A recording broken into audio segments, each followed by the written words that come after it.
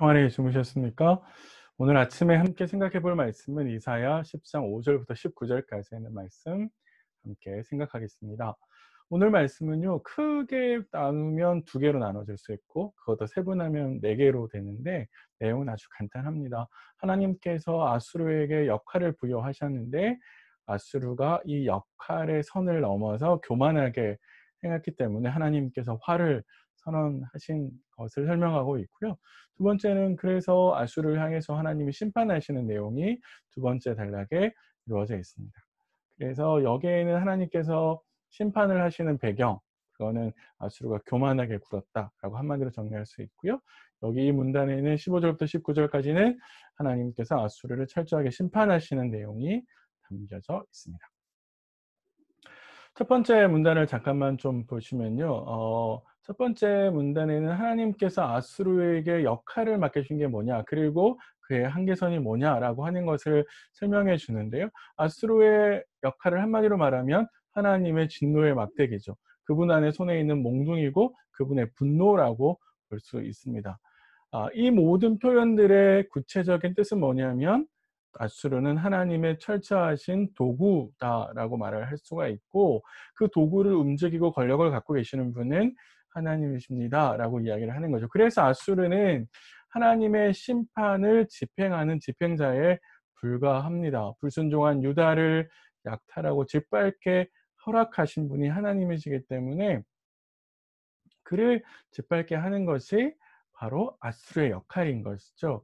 그런데 아수르가 교만하게 하나님께서 그에게 부여하신 역할을, 그 선을 넘어서서 아수르는 모든 나라들을 파괴하고 멸절할 것을 생각했습니다.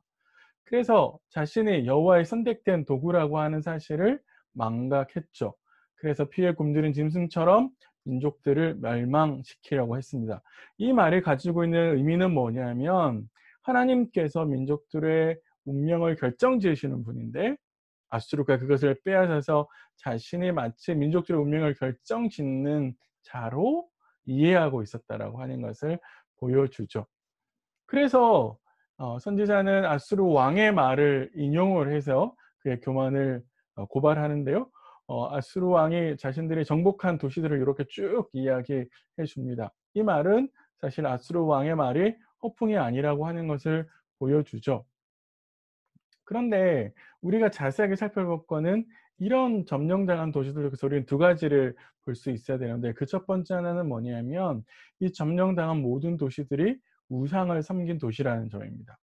그건 뭐냐면 아수르가 모두 다 승리한 도시들에서는 각자 나름의 우상을 섬기고 있었는데, 그 우상은 그 아수르의 군사력 앞에서 아무것도 힘을 발휘하지 못했다라고 하는 것이죠. 이건 더 나아가서 유다가 북이스라엘과 주변 나라들의 멸망을 보면서 우상을 섬기는 것이 하나님의 심판을 자초하는 일이고 그 우상이 자신들을 지켜주지 못하는구나라고 하는 사실을 깨달았어야 됐는데, 타산지석으로 삼았어야 됐는데 삼지 못했다라고 하는 점이죠. 그래서 어리석게도 예루살렘은 사마리아의 길로 똑같이 가서 망하게 된다라고 하는 것이죠. 더 나아가서요, 두 번째로 우리가 생각할 건 뭐냐면 아수르 왕의 말이 사실 그의 교만을 보여주는 것이죠. 내가 사마리아와 그의 우상들을 행한 것 같이 예루살렘과 그의 우상들에게 행하지 못하겠느냐라고 이야기하고 있는데요. 우리가 기억해야 될 건 뭐냐면 사마리아의 멸망은 여호와께서 지켜주시지 않았기 때문이 아니라 거꾸로 그들이 우상을 섬겼기 때문이죠.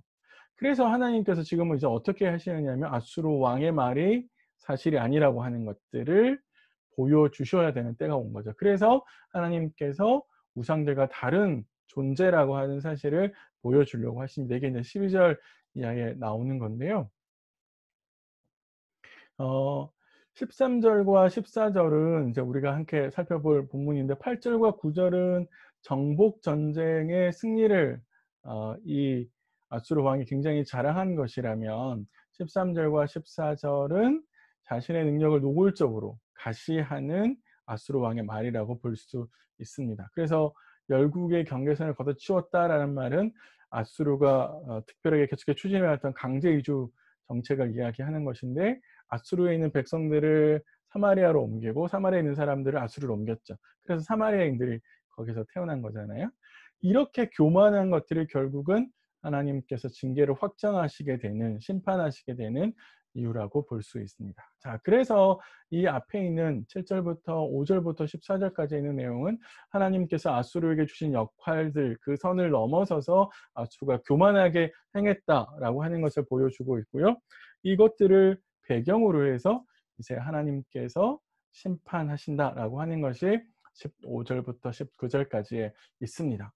15절이 먼저 7절부터 10절 내용을 격언을 통해서 정리를 하죠.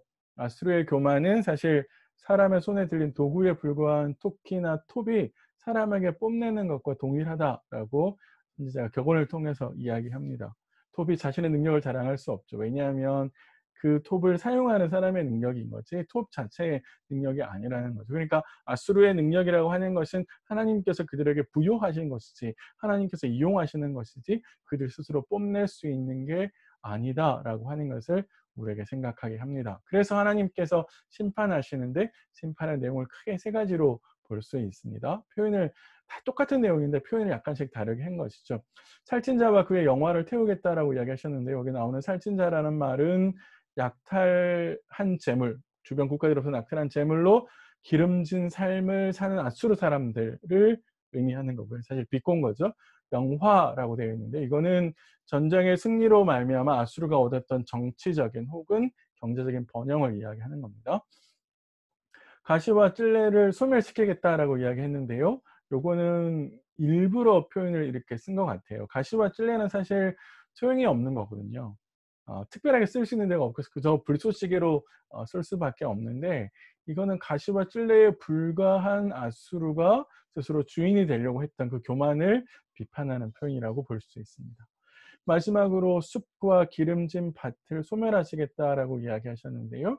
가수원에 불이 난 것처럼 아수르도 전부 다 멸망할 것이다 라고 하나님께서 경고하십니다. 여기 전부라는 말의 직역은 영혼에서 육체까지 그러니까 남김없이 다 파괴하시겠다라고 하는 것을 보여주는 것이죠.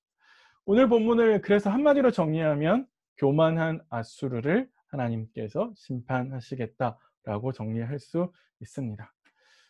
오늘 본문을 좀 보시면서 저희가 크게 네 가지 정도를 좀 생각해 보시면 어떨까 제가 생각을 해보는데 첫 번째는 하나님께서 나에게 주신 역할을 내가 잘 이행하고 있는지 한번 생각했으면 좋으실 것 같아요.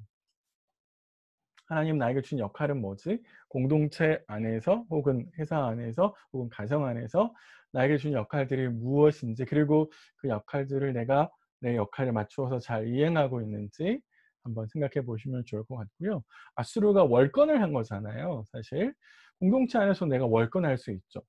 마치 하나님께서 섬기라고 주신 이 직분을 반대로 내가 다른 사람들을 부리는 듯한 마치 내가 주인인 것처럼 행사하는 그래서 마치 '내 생각대로 가지 않으면 안 돼.'라고 고집 피우는 일들이 있을 수 있거든요. 그래서 부서 안에서도 혹은 뭐 재직회 안에서 혹은 위원회 안에서 그런 모습들은 없는지 한번 잘 생각해 보십시오. 세 번째는요. 아수르의 교만한 모습, 특별히 왕의 말을 통해서 교만을 지적하고 있는데 내게 있는 것으로 하나님이 아니라 나를 드러내려는 그래서 사람들에게 나를 각인시키려고 하는 사실 우리가 이럴 수 있는데 하나님을 드러내는 방식으로 나를 드러낼 수 있거든요. 그런 마음들 혹은 그런 교만한 마음은 없는지 한번 생각해 보셨으면 좋겠습니다. 마지막으로요. 아수르를 무너뜨리려고 했던 요소는 외부에 있는 것이 아니라 내부에 있었다라고 하는 것을 기억해 볼 필요가 있습니다. 그들의 교만한 마음이 스스로를 멸망의 길로 자처하게 만들었다라고 하는 것이죠. 내 삶 안에 혹은 우리 공동체 안에 공동체를 무너뜨릴 수 있는 혹은 내 삶을 무너지게 만드는 그런 요소들이 있을 수 있는 것이죠. 그것이 오늘 본문에 나오는 교만한 마음일 수도 있고 혹은 게으른 삶일 수도 있고 혹은 음란한 생각일 수도 있고요. 혹은 경제적으로 더 욕심을 내는 것일 수도 있고요. 그 여러 가지 요소들이 아마 내 안에 있을 수 있는데 내 안에 위험할 수 있는 생각들은 무엇인지 잘 한번 생각해 보셨으면 좋겠습니다. 하나님의 교만한 아수르를 오늘은 심판하시는 걸 선언한 걸 통해서 오늘 나의 모습을 하나님 앞에서 돌아보시는 시간들이 되셨으면 좋겠습니다. 저는 월요일 아침에 다시 찾아뵙도록 하겠습니다. 오늘 하루도 평안하십시오.